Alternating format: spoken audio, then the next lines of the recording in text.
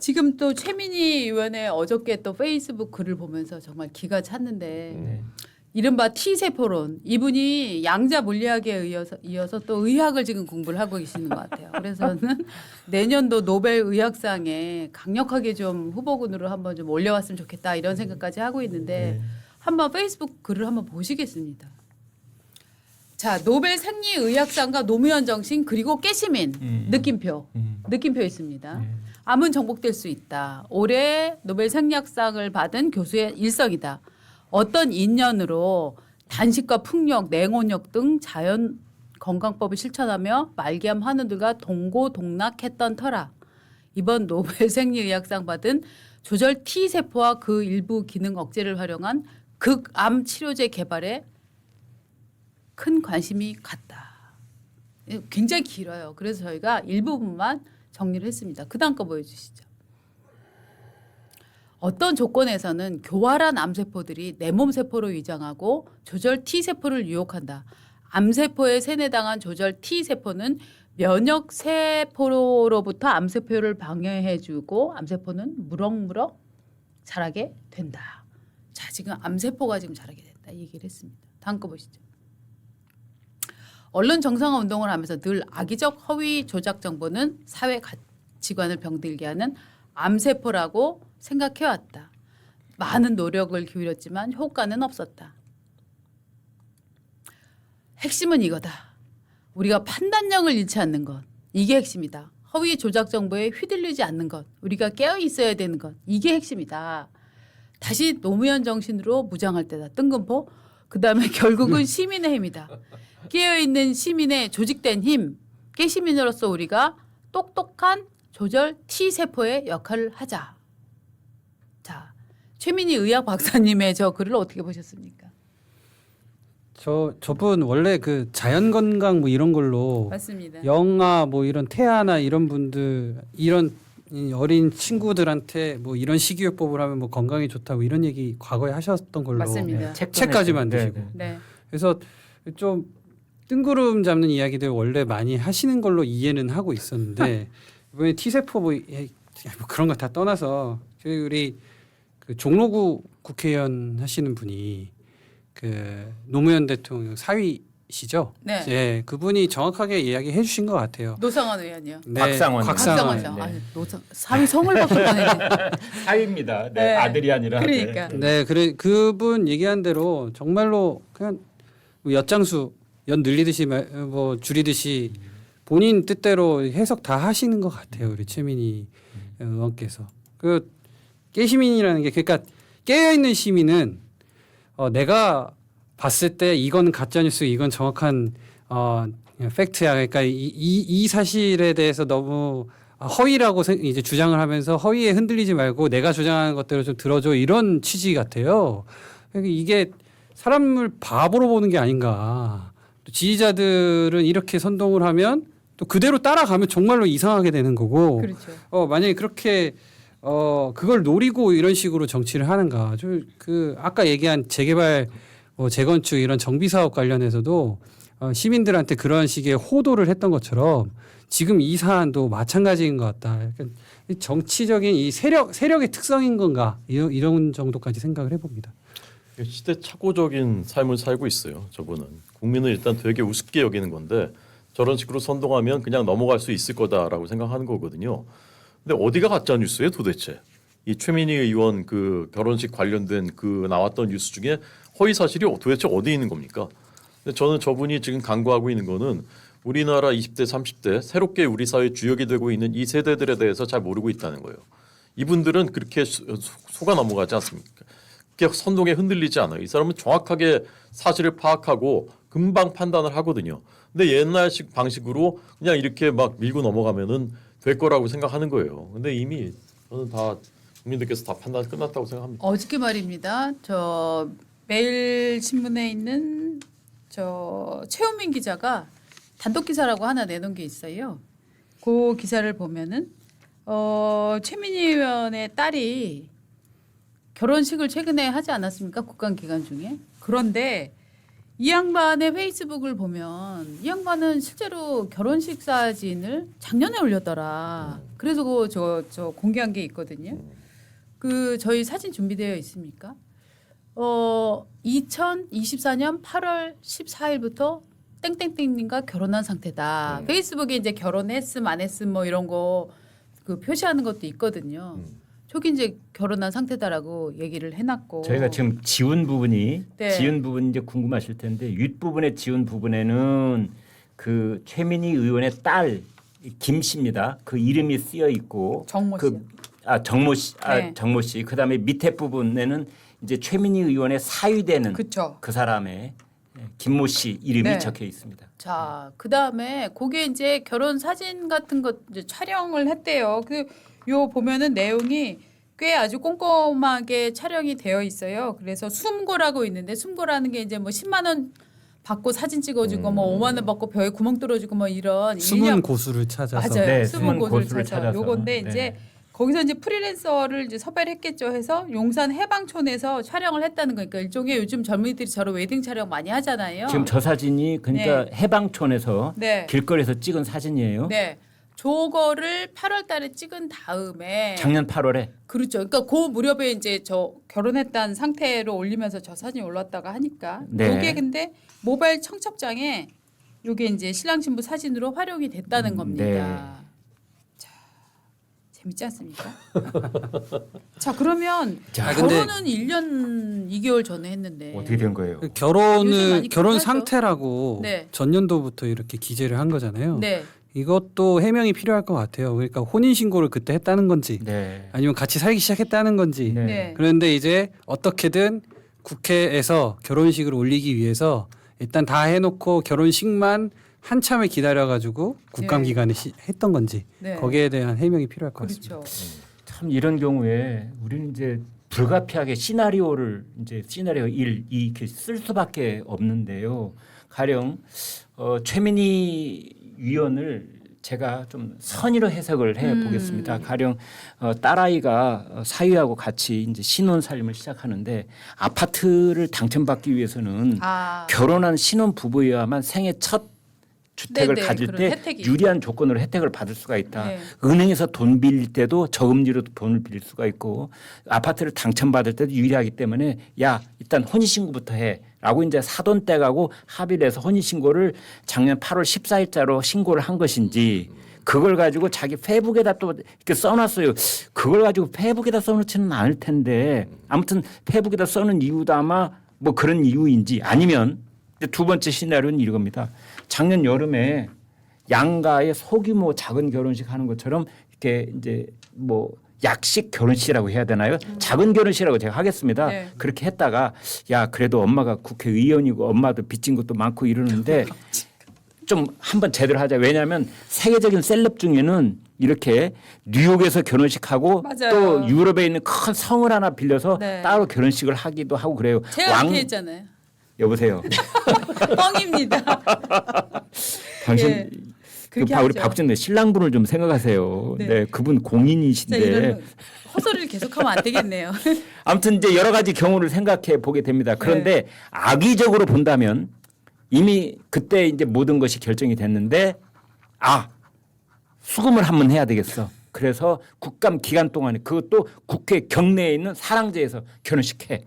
이렇게 된 것 아닌가. 그러니까 그런 거에 대해서 이제 최민희 의원의 해명이 좀 필요합니다. 이번에야말로 정말 다른 뭐 양자역학 이런 얘기 하지 말고 노무현 정신 얘기하지 말고 면역세포 얘기하지 말고 팩트만 그냥 딱 맞아요. 가지고 얘기를 해야 되는데 그걸 국감 끝나고 하겠다고 그러네요. 왜요? 그동안에 도대체 무슨 작업이 필요해서 그런 거죠? 아니 기이한 게요. 이게 요즘 많은 젊은이들이 먼저 혼인 신고도 하고 그다음에 결혼도 6개월 후에 하기도 하고 해요. 그러니까 이 케이스가 굉장히 이례적인 케이스라고 볼 수 없어요. 많은 케이스들이 저희 후배 중에도 먼저 혼인 신고하고 그다음에 뭐 남자친구랑 어디 외국에 갔다가 결혼은 내년에 와서 한다 이렇게 얘기를 하는 경우들도 있어요. 그렇기 때문에 결혼식 선결혼식 후 혼인 신고 요 법칙은 이미 깨졌다. 그렇기 때문에 지금 이대계 혼사도 그렇게 특이한 케이스는 아니다. 다만 이미 이런 식으로 사진 찍어 뭘 하고 했다면 했다면 이미 살고 있는 부부라고 봐야 되는 건데. 그것도 좀 굳이? 불분명해요. 사실은. 네. 그러니까 가령 혼인 신고만 했다면 따로따로 살 수도 있고. 맞아요. 또 아니면 같이 살 수도 있고. 예. 네. 근데 요즘 이제 워낙 이제 젊은이들이 동거 문화가 많이 이제 이전보다 확산됐기 때문에 그게 뭐 흉인 시대도 아니고 네. 오히려 서로를 알아가는데 좋다 이런 얘기도 있습니다. 네. 그런데 그렇게 살고 있는데 결혼식을 한다면 실제로 아무데나 할 수 있는 거잖아요. 네, 그럼요. 그죠? 네. 그런데 그거를 굳이 국감식 기간에 했어야 되니까. 굳이 10월 18일 날 하냐고요. 그러니까. 11월 18일도 있잖아요. 그렇죠. 제가 여기서 좀 의혹을 한번 제기해 보자면 네. 네. 최민희 의원께서 국회의원으로 다시 이제 일을 하시게 된 게 네. 작년 6월부터일 거예요. 네. 아마. 그렇죠. 근데 그 해에 이제 결혼을 이미 준비를 하고 있던 네. 거고요, 따님이. 네. 그렇죠. 그러면은 국회 사랑제에서 이 결혼식을 하려면 그때부터 예약이 대기를 걸어야 된다. 아. 그래서 그 이전에 뭔가 이제 뭐 여러 가지 여기서 이제 추가 그 의혹의 핵심은 이제 국회의원이 된 어머니를 통해서 확실히 좀 우리 말씀하신 것처럼 이제 수금을 수금보다 이제 화려하게 네. 미세 있게. 아니면 네. 여러 가지 어떤 목적을 가지고 네. 사랑제에서 해야 되겠다라는 음. 이런 판단을 내려서 어떻게든 대기해가지고 한 거 아닌가 이런 생각이 듭니다.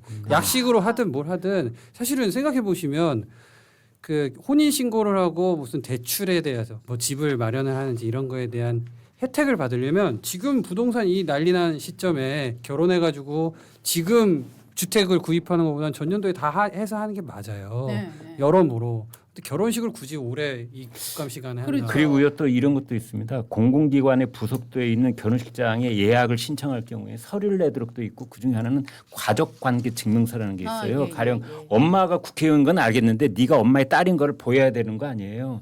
거기 보면은 가령 이 딸을 중심으로 해서 가족관계 증명서를 떼면은 혼인 신고를 하면 남편 이름이 나와요. 그렇겠네요. 그렇게 돼 있어요. 가족관계 네, 증명서가 누구를 중심으로 해서 네. 떼느냐에 따라서 다 나오거든요. 그러면 가령 국회 사랑제 그 담당 사무직원이 이분은 이미 1년 전에 결혼을 했네. 이런 경우도 받아줍니까? 요즘 받아줄 것 같아요. 1년이 넘어도 1년 2개월 만에 받아주는 건데 그렇군요. 저는 받아줄 것 같아요. 그리고 네. 어차피 또 그렇구나. 1년 2개월 만에 식을 하는 거지. 예. 요 신청은 또 앞서서 한 거 아닙니까? 그렇기 그렇게 때문에, 되나요? 예. 참 복잡하다. 예. 근데 이제 이 궁금한 건 왜 굳이 국감 기간에 했어야 하는가 이게 이제 핵심이라고 저는 보는데. 네. 그럼 그러니까 이제 6월에 선의로 해석하자면 네. 진짜 그 예약이 너무 밀렸거나 네. 잡기가 어렵거나 누가 취소해서 그 자리에 들어갔다. 네. 그래서 그때밖에 없었다. 거기까지는 뭐 그래 그 백보를 양보해서 그렇다고 네. 하는데 문제는 이제 그 축의금은 받지 말았어야죠. 당연하죠. 아니 시킨 거 박정원 하는 의원이 거 밝힌 바에 따르면 11월 셋째 주 넷째 주에는 토요일 오후 3시에 다 비어 있었다는 거 아니에요? 그래요. 그리고 나왔어요. 네, 이미 다 나왔어요. 보도가 돼서 제가 보고 있는 건데. 꼭 이 시간 피할 수 있었다. 네, 이 시간 피할 수 있다는 건데 나왔어요. 아무튼 뭐 그러니까 그런 거 이분- 다 포함해서 이분한테 저는 도덕성은 기대하지 않는데 네. 법은 지켜야 돼요. 법은 누구나 지켜야 되는 거지 않습니까? 근데 김영란법에 직무 관련성이 있는 사람한테는 공직자는 5만 원 이상 받을 수 없게 돼 있어요. 네. 근데 이미 다 자백했잖아요, 본인이. 텔레그램 메시지를 통해서 많은 사람들한테 받았지 않습니까? 5만 원 훨씬 넘는 돈을. 그럼 이미 이제 그 불법 행위를 저지른 거예요. 이건 이제 수사와 그 처벌의 대상이거든요. 그다음에 이제 뇌물도 그렇습니다. 뇌물은 대가성과 직무 관련성이 다 있어야 되는데 과거에 이제 전두환 노태우 전 대통령의 뇌물 사건이나 박근혜 전 대통령의 뇌물 사건에서 포괄적 뇌물죄라는 걸 적용을 했어요. 네. 포괄적 뇌물죄라는 것은 고위직일수록 특히 이제 대통령 정도 되면 구체적인 어떤 행위가 없더라도 포괄적인 뇌물로 볼 수 있다라고 해서 사실 박근혜 대통령 그렇죠. 뭐를 해주지 않았는데 그냥 최순실이 받았다라는 거에 대해서 그냥 포괄적 뇌물죄 적용을 했었던 것이거든요. 근데 이 경우에는 최민희 위원장은 과방위원장, 국회 과방위원장이기 때문에 굉장히 고위직이고 그다음에 직무의 범위가 굉장히 넓고 과학기술, 방송문가 엄청나게 넓지 않습니까? 그렇기 때문에 저는 이것은 뇌물죄를 충분히 의율할 수 있는 그런 그 소지가 있다라고 저는 봅니다. 이게요. 지금 과방위에 소속된 일테면 관련 기관들을 누가 쭉 정리를 해놓은 게 있는데 뭐 각종 뭐 출연 연구원 뭐 이런 데들 있잖아요. 그런 기관들뿐만 아니라 뭐 KBS 방송사뿐만 아니라 네이버, 쿠팡, 넷플릭스 이런 데도 다 지금 유관으로 관련 있는 단체들인 거예요. 네이버에서 돈 냈을까요, 안 냈을까요? 카카오에서 돈 냈을까요, 안 냈을까요?